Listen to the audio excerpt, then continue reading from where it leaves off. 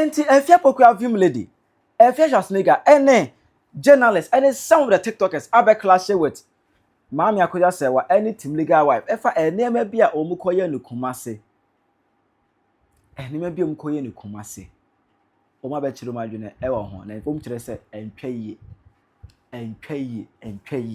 Aha Penyah block media. Meso asa ani die mo.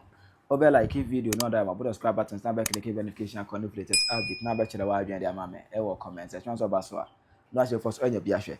So Obeka ya onim dadunu be ye no nhyehyeye no ene sere bia esikoye ni wu achi no basabasa ya esore ye court the trentwa ensana ye die ye call back and forth because of that we need team legal wife any team odobroni je se na obia etro ni support to the open Asem ema atemo nyina ko wie 28th November 2025 abra her lordship Justice Dorinda Smith etna Asem no oteso no eye why any lumbayere between Akosua Serwaa any odobroni why any lumbayere and at the end of the day no otemo for chire mu se omume nyina no omu ye ayere nom omu nyina anye kunani adwuma no emum cause Akosua Serwaa yere yaware no odobroni so yere enyatemo no ekopai e court no mo ema yema busa penny to park akonya se no obetumi de ayere hyehyɛ no atwas emom the date by but date by no kra no omu sa ekɔ ho court ekɔ atwe ho manso about antentam at the end of the day no 13th December no na eyin eba so there's a bibia ekoi said na ewo se ekọ na we abeka ya Friday na kajo se mama akwa se oba Ghana Friday night na obeduru Ghana ha no e ba papa shem go hia je se edom ekọ hia no airport na enye dom ketua masa as a president bi pa na eba from enye easy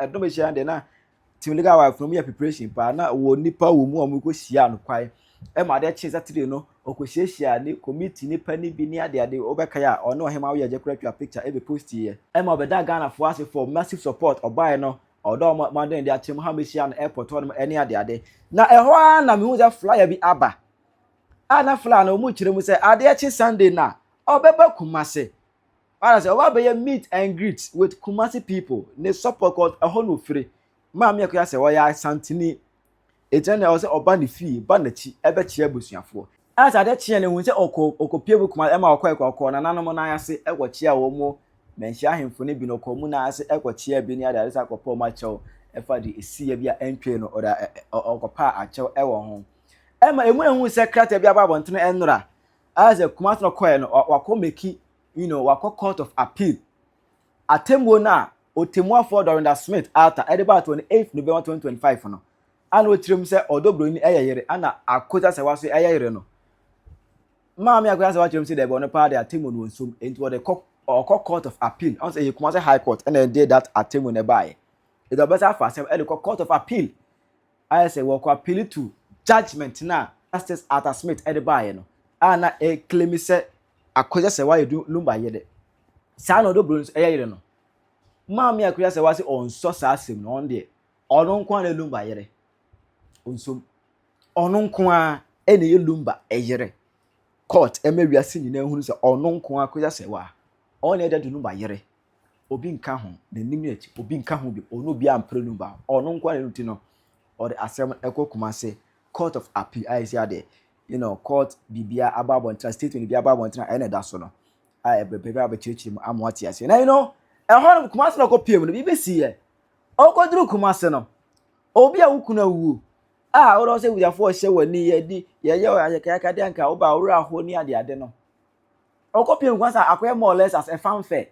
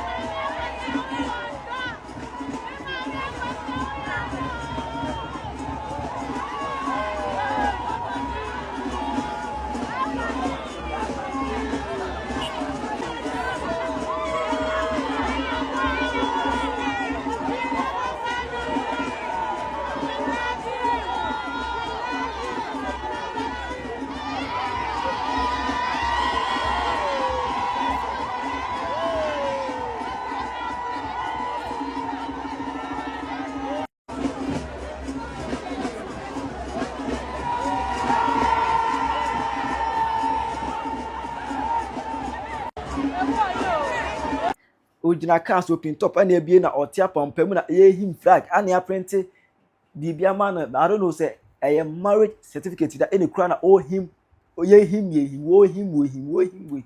Now say I like and then I go see.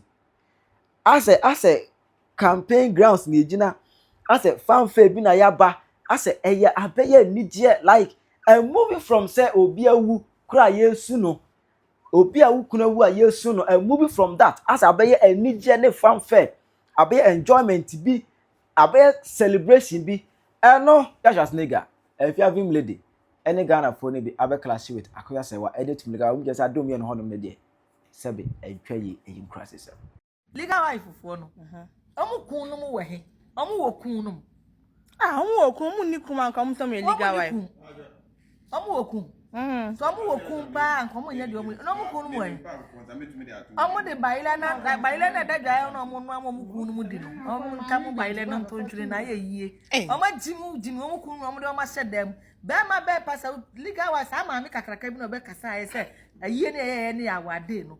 Say me of ayeli anko ba ya kana me de ne bag be hia na bonti say wagu be of ani mu ase saa tam kura bia obagira wo say ayie ne ya wade kura no nidi ni kunkura nidi ye mo kun no mo we na mo de ma mo ase atwitwa buku no ma ni so no ma ye o jimi fu agu de mo airport say mo twen na saa tam mo nim na ye wom saa tam na mo ko mo nim na ye na fili aye fili ukun adu e na odu no num wanu fuma ho ba ya benya adagire kwagina di kwasesem we mo ye nimu di papa enu ani se na se mo da ho anu abada mo so enu ntina mo ye se kun no se mo illegal wife mo kun no ba bonti ni ehwe wo mo obi anfa no kun meto ho be be se ye hwe because ye hwe mo kun mu nyina obaji mo kun mu nyina obaji se mo kun papa eye kun a aka mo ye ne amu ye kura se ma me Akosua Serwaa na me bu ni papa me kura hya se na me kuma no se Mami, ya obi woni mu. Sa ni de na ejimi ye. What me to kwa ko tira bro. Sim legal wife for man no ya o. Wen sua nyansa. Abegina ka pampa mu ti se Afia. Oba ya ma ayato abama no de akwa parliament. Ko be etika mi ti before. Wo be ye wu kuna yi a. Wo tina ayi ka ti wewu. Jimi. Jimi. Ewu da. Owa bu sha ni se etubaka. Ko ye se. Etubaka. Oh, ya me be sraw. Esraw no asefo yina. Kuru asefo. Forget me the cat and the economy. We from so you kunani a ogina kaso e me man nsa se obi obepre MP ana president bi obase ento abampama no wa bas kuna wu went man mai wa sabe gina kaso na uwewu offense we kuna na obaye no enti nipa na owu that lumba no ko wu ye kura nya wo ya that lumba na wu ye no enya wo ya what is here so usu kuna wu went man mai wo se uni mlado beba wo kuna yi ene de ajapade de odi mirika anyamre e baba je ajapade de akọ o baye so a wani nwu asem wasam abegina kaso e na wo evu nsa se obi a opa assembly man obi a opre MP obi a opre mampani se Ghana hari ho awlade Yesu ara mara yo de fancy ya aja ya se me entutu janti. We are very ignorant. So a legal wife, now sleepy on duty, Obey that one time, didn't know you. If you're a legal wife, it comes with what? A responsibility. What kind of behavior? I didn't remember. One court. Court to be anyone or over 10 your friends. Yes, that decision. And the end is not possible. So privilege now one enjoyer. The court will not restore that privilege for you. We are like our who couldn't be wins now way. Oh, I'm not a man of wafa. Now way. It is a was if you no idea will be to 30 years no show. You were torn of and lemon who continue to Fuku. And what you see, only a very ignorant woman in Domia. They don't know what they're doing. They don't. The right Akosua Serwaa. Odo with the same right. Yes. So many men catch them. It will not change anything. Omo po mko ye ni 6 March Ghana Independence Day. It will not change anything. One they should learn.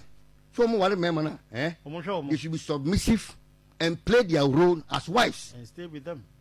no munya dem be dwana we ba ye fa kama edidi sanse mu no obisi man a call no crowd do na be call mu kunu no crowd because be ma be no be one year responsible be allow na be and the wife so on konko gina camera ni mu na nya yi sa o fa bia na hwe amanfo asem na be anyway because I'm surprised Ghana, you know, we make people using that word popular out of and your man who said that because I was wondering the airport now say no or yeah there is a fight for the right come see the crowd no for man can dey answer get all they say we fight for day mama say me try baba be yi tutu Akosua say wa benfo obayi enyafe wa benfo efia poto bibira ampa bayi shawani ase wutimi maye bedi wo matem because opesa wo yamobo abuwe kwasiaba yesuma kwasie yesuma na wudi nkola akotie no na wo se den na ka wo de wo twa ma nkola boys say do wo Germany no wa ba ma no madu asia ukunu di wo ho ukunu di ne ho na wusu di wo ho na so wo mpa obiem ayedi asam Ghana for your toilet abrew sex na baby na luba wu awaba ana wo nkwasia wa de wudi dan ho kwasia ka so nkwa na ati aware boni ase wo nkwa no akwa aware wo nkwa na okura wu fa unchibi no nkwasia asam and when you ase to say the yetu ye na yesi wo no fa free aso stupid bitch kwasia wate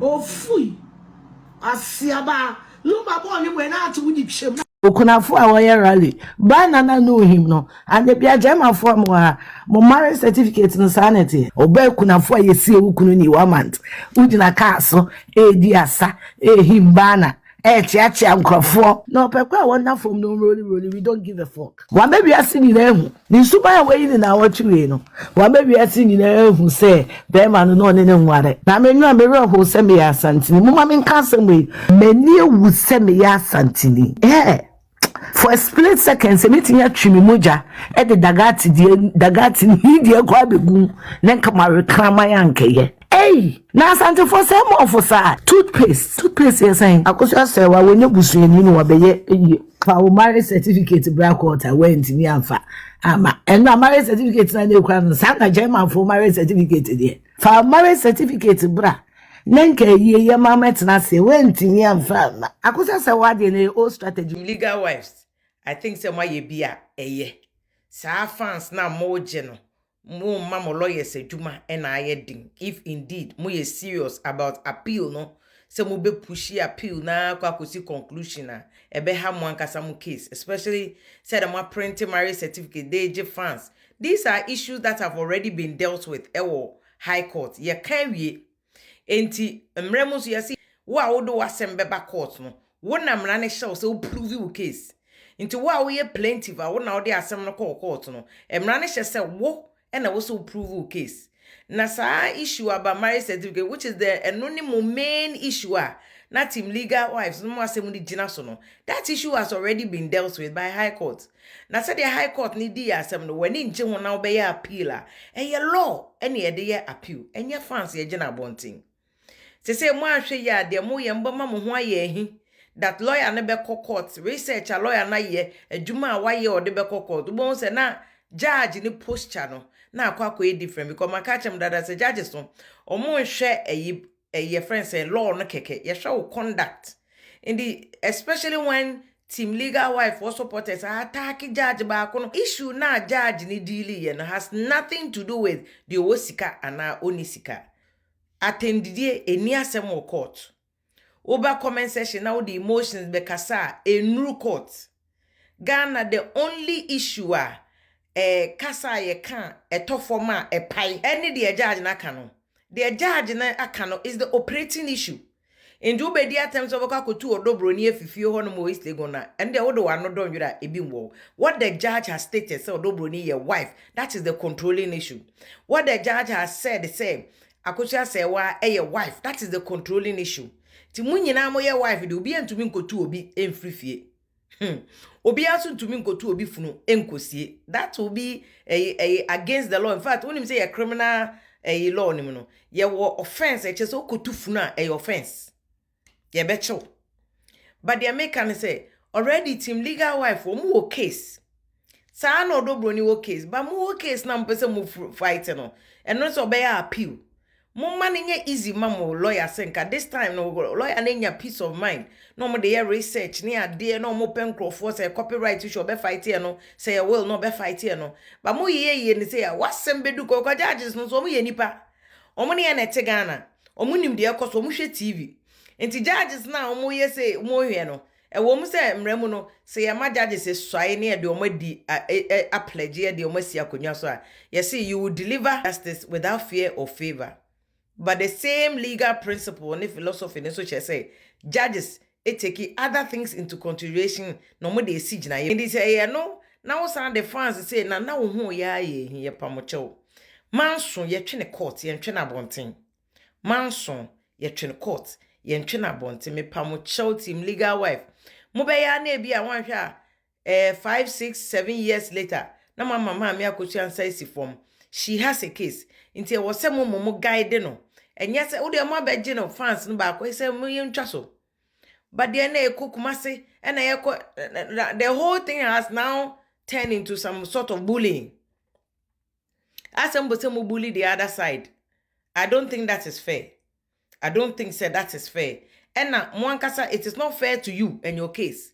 Se mo pese mo pursue court the na wo se wo ma wasem ye de wo se mo judges ni nya ho adwen pa ansa na wo file kra koto court na nim inti time wo file bedu court na nim no na o case no it's easy for the judges to take your case. It's easy for the judges to look at your case with fresh set of eyes because ko appeal ye ko examine evidence na wo di kind call high court na no na court no esan be hwehwem won some evidence wo fro bi ansan ko inti mo corporate certificate na mo de kire te se mo pese mo pese mo bully court no mo pese mo kire it's not good and no sa de no be ye no in law ye no in appeal then the court to examine all the record se wo ho mo ma mo case nye de o ya mana bro so ama ya ka say ho court say mo ye yire odobro ni so ye yire we is a win-win case. It's a win-win case. But mo ya na mo ya sa asem pese mo bully obia onye team legal wife na enye fair. And enye fair to mo ankasa mo appeal na mo koye no. There's no amount of bullying. And e betimi change the court na kan. The only thing e betimi asesa sa asem na high court e okumase na kan ye no is appeal. Appealer court be atum because look there are cases ma besia te se ma me Akosua ankasa atwemanso wo court obi ante wan se Pokuya versus Kwache obi ante ma me na sem enso oni ni kru twen high court o win case no be ma na so ante ase oni ni ko twen court of appeal ma me ni lose case no o san de ko supreme court o lose case no but obi ante Aishetu versus Dwamena Alaji Dwamena ono so ni kru ne yire no ma aka atwen case no twen or train from high court the court of appeal the supreme court wa train court edi obi a meye fans. There are cases these are cases that have gone to supreme court on your high court nti se mo de high court pe na sa oyesa wo de be ye hunhuna wo de be ye we fans dia send the wrong signal to the judges, wrong signal to the courts. One where case ni bedru ho no e form asay e form aye true nti yes mo nya careful but we are only here see a bit shire law no say nyina yemfentua afutu se court kasa enye by force on the court be ya adwen oni court na nya adwen a obetimi akọ appeal nti na ya yenhyehyɛ say o de wasem ko circuit court na ye ka na oni court na nya adwen a court na ndi amawa o de ko high court di na we ndi amawa o de ko court of appeal ka na wendi amawa utumi de call supreme court. In fact supreme court krom kan wasem na wonya happy a utumi de call for review the same supreme court no yes san judges no na ye the judges ni bia ka ho na o matena case no so enye fans na ye de je chere wadwe mame e wo comments hi Penyah Media.